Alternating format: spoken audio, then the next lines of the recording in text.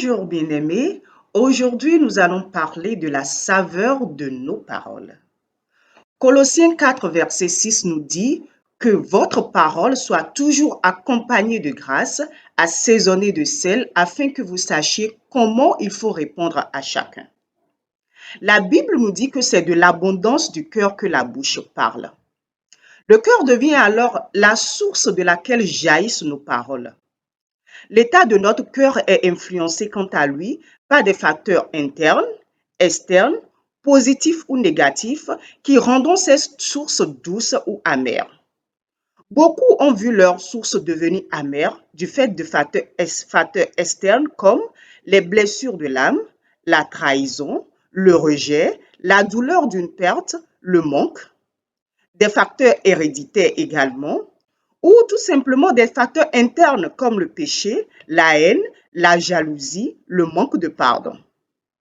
Mara était amère et sa source imbuvable. Nous pouvons le lire dans Exode 15, verset 23.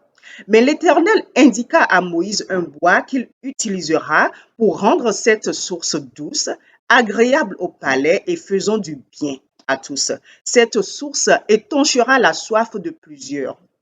De même, Jésus dit dans Jean 7, verset 38 que celui qui croit en lui, des fleuves d'eau douce couleront de son sein.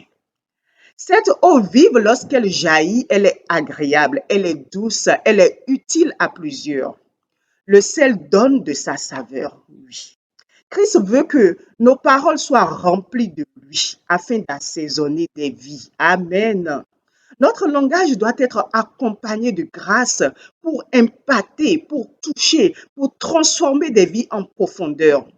Par contre, une parole qui a perdu de sa saveur ne servira qu'à être foulée aux pieds. Que cela ne soit pas notre partage au nom de Jésus-Christ de Nazareth.